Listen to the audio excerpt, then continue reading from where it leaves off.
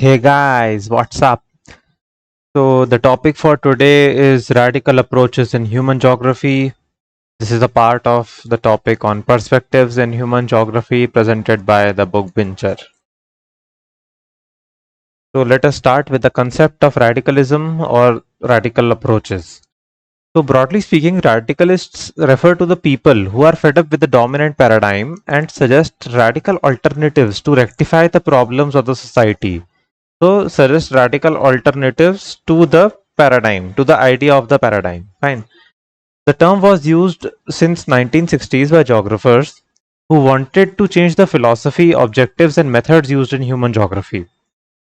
So I'm talking of the term of radicalism. However, this term was used by political movements associated with the new right since the early 1980s, which wanted to promote globalization to solve the problems of the world. Thus, radical geographers started to call themselves Marxist geographers, structuralists, welfare geographers based upon the approach followed by them. So, radical geographers basically followed different approaches, and there were different subgroups within the radical approaches. So, we will be discussing all of them, and they started to call themselves by their respective names. And the term radicalism was used by the proponents of the political movements that were associated with the new right, which was emerging since the early 1980s. So, radicalism in human geography advocates equality, freedom, empowerment of the people by bringing radical changes in the manner in which society is organized. So, even though the approach formally developed in geography since 1960s, as I said that the term was used since 1960s by geographers, the idea of radicalism in human geography. So this idea that people fed up with the dominant paradigm and suggesting radical alternatives or radical changes. So this particular idea was seen in human geography during the early modern period in the works of Kropotkin and Reclus. So both of them contributed to the concepts of decentralization and human ecology. They used geographical research to develop models which led to harmonious and balanced relationship between human and environment. They analyzed the effects of capitalism and associated human exploitation on nature and said that sustainable relationship between human and environment can be achieved through social transformation and the demise of capitalism, racism, and social evils like gender inequalities. They thus advocated decentralized community controlled systems instead of centralized capitalistic systems. So, this particular paragraph is more or less self explanatory, and actually, I have compiled this material from different sources and presented it to you in a very concise manner. So, you just need to understand it and then maybe memorize it or write it in your own words, and you will be writing very beautiful answers in a concise manner. So, the factors responsible for the rise of radical approaches. So, in the social environment, we will follow the same framework that we have been using of the social environment, and within that, the academic environment and the geographical environment. You can draw this diagram also.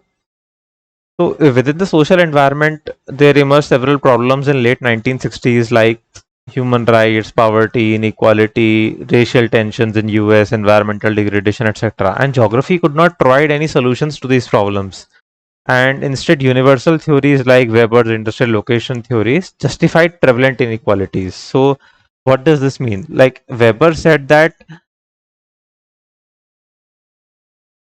in a particular area,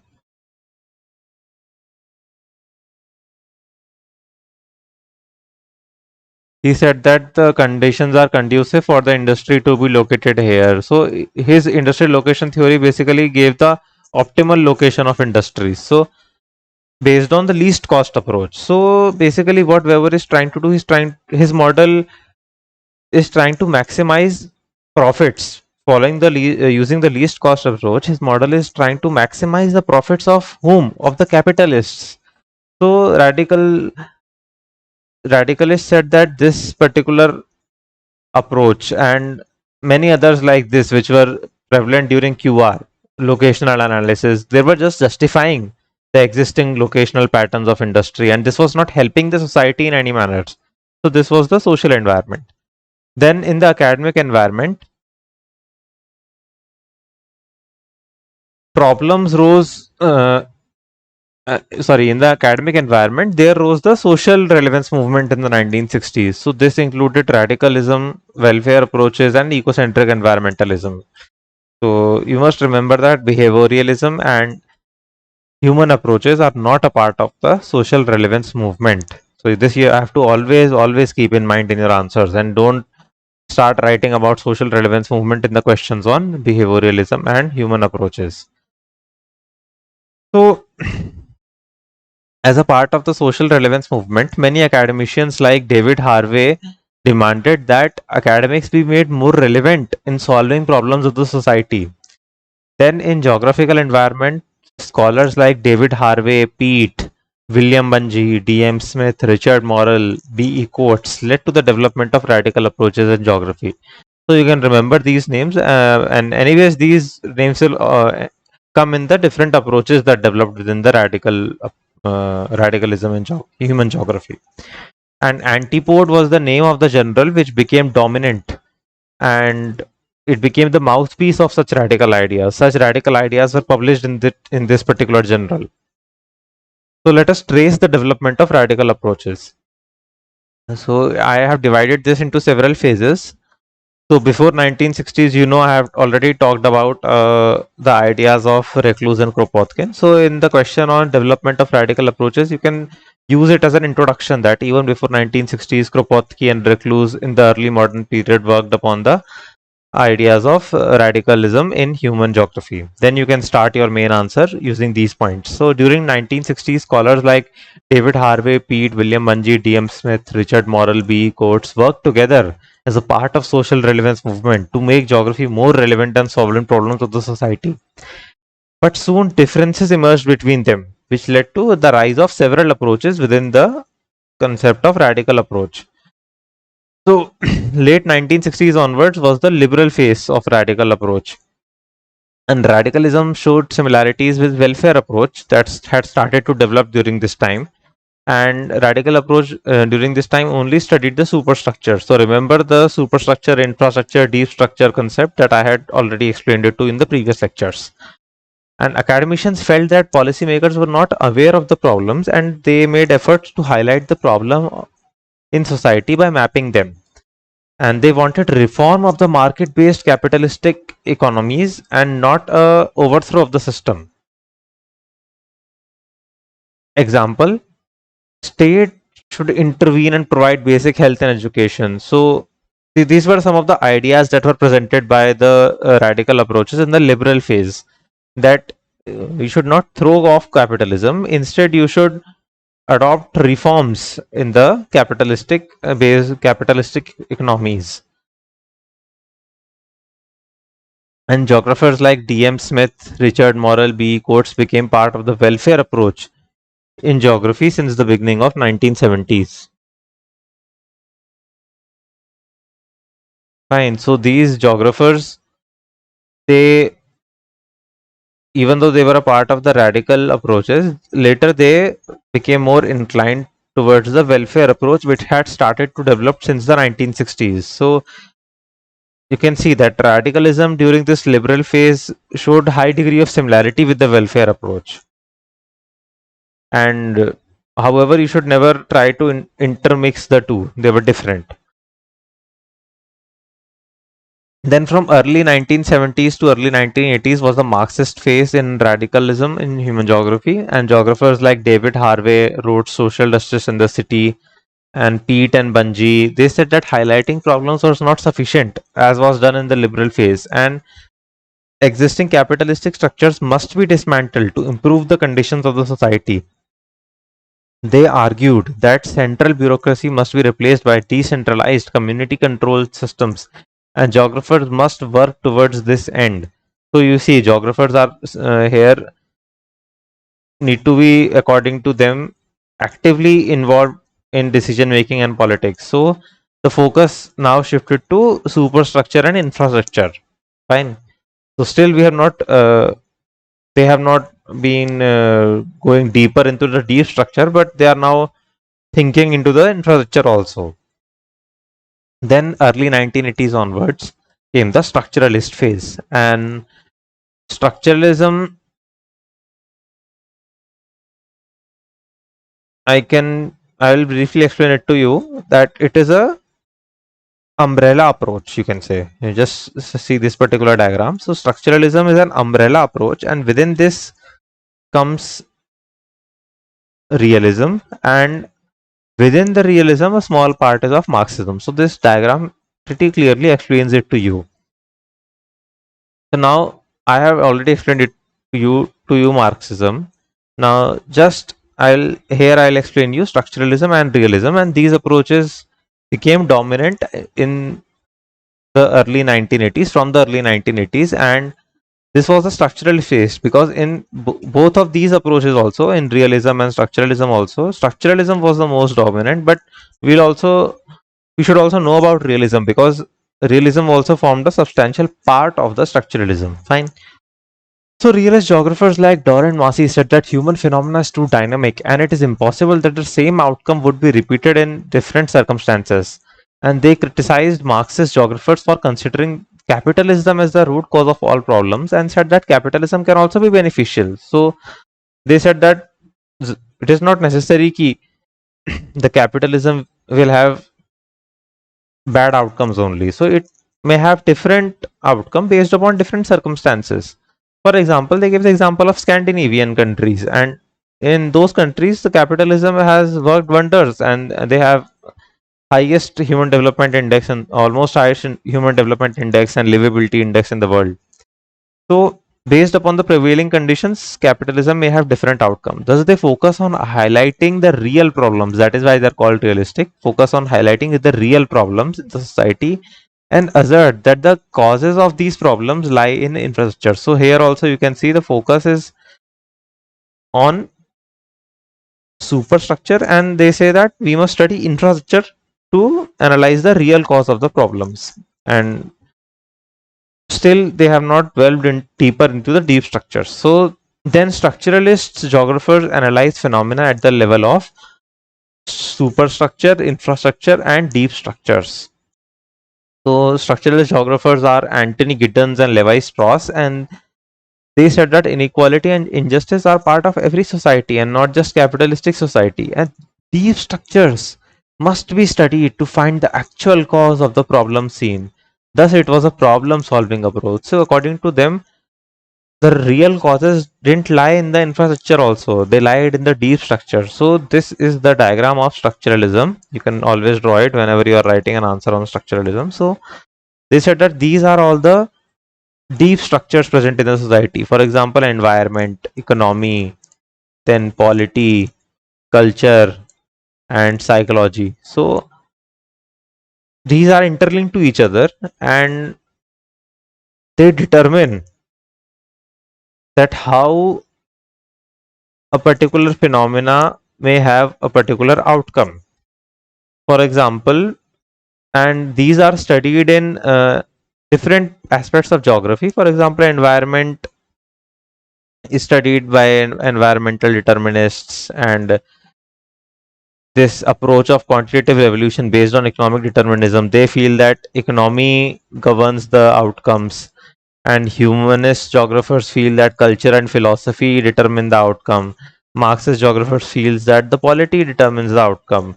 And so here also environmental determinists, you can say that environment determines the outcome, and behavioral approaches, the proponents of behavioral approach say that psychology determines the outcome.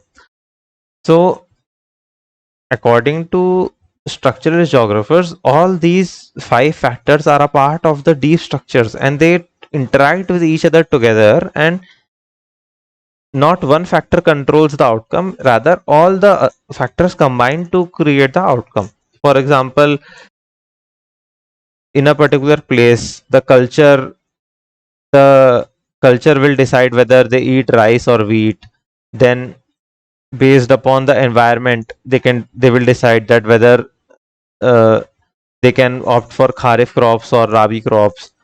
and the quality will determine whether they will grow coarse grains or fine grains. So, and also psychology of the farmers affect the produce. So all these factors are interplaying with each other to determine the outcome. So this is the idea of structuralism.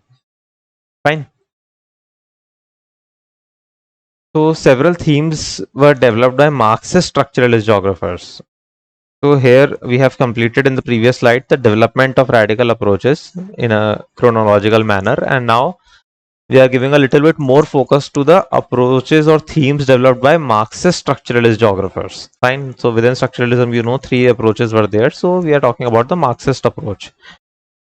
So one theme developed was inequality. They said that the prevalent inequality, Marxist geographers explain the prevalent inequality using the idea of historical materialism and the theory of Karl Marx. For example, this is for cycle is for the rich, a virtuous cycle, and vicious cycle for the poor. So rich owns capital and invests capital to increase production, and since the production is increasing due to machines and investment, it leads to exploitation of the poor, which further increases the profits and increases the poverty levels among the poor, and then due to increase in profit the rich owns more capital and this cycle continues, and the poor, he owns his labor, he doesn't have any capital, so he invests in his labor. That is, they have high fertility. For example, they produce more amount of babies and more hands so that they may be able to earn more. So they think like that the more hands the more we are able to earn. So he is investing in bringing up children, and this leads to the creation of surplus labor and industrial reserve army. This is very well can be understood. Then this will lead to a reduction in wage rates followed by increase in poverty, and then for again the poor will not have anything else apart from his own labor and he will invest in it. So this cycle will continue, and you can see the rich will keep getting richer and the poor will keep getting poorer. So this was one theme developed. Another theme was the theory of consumption. So according to Marxist geographers, in a capitalistic society, monetary value and utility value of a commodity is separated from each other due to increase in consumerism. And this leads to commodification and environmental degradation. So this can be understood using an example like of a branded coffee brand. Say, I'll not name any branded coffee brand that you may go and drink. So what is it? What does it have? Milk, sugar, coffee. Such basic ingredients, and they charge 200, 300, 400 rupees for a cup of coffee. So is that really worth it? So this is what Marxist geographers are saying, that this is in a capitalistic society, the monetary value of that item and the utility value is not that much, and monetary value is escalated. And this is happening due to in a capitalistic society due to increase in consumerism, and this is leading to commodification and environmental degradation. So commodification has two aspects, deepening and stretching. So this you can also use in a essay or a question on environment which requires you to explain commodification. So commodification has two aspects. Deepening means increase in the number of items getting commodified. For example, today we have prices for water, carbon trading we do, wildlife sanctuaries are, it is said that they are putting a price tag, and individual ownership to global commons like air, water and forests, and wildlife sanctuaries are charging people to visit wildlife, and basically it's all being monetized. So this is like different amount items are getting commodified today. And other thing is stretching. So this means spreading of consumerism to newer areas. For example, rural areas today are also adopting use and throw cultures in India, present which are present only in the cities earlier. So this self-sustained economy of the village, this concept is diminishing. So other themes developed were the concept of place. Marxist geographers like Harvey agree with Relf and Tuan. Remember these guys from Human Geography. That place is a situation of pause. Harvey argues that capital is highly mobile, and this leads to conflict in capitalistic society and can be seen in the form of local movements and globalized society where people try to assert their local cultures. So what Harvey is saying, that place is a situation of pause, but capital is highly mobile. So this is leading to contradiction and can be seen in conflicts in highly globalized society. And he said that global plus local is not global, it's local. That means the local influence still remains. For example, cultural festivals that we see in different countries where Indian diaspora has settled, and they are also celebrating Diwali today. And then geographical indicators are being used by countries to assert their dominance or assert their products in the global markets. And there are racial tensions in United States. So in you can see that in globalized society, local movements are emerging, or the various schemes like geographical indicators which are promoting local products.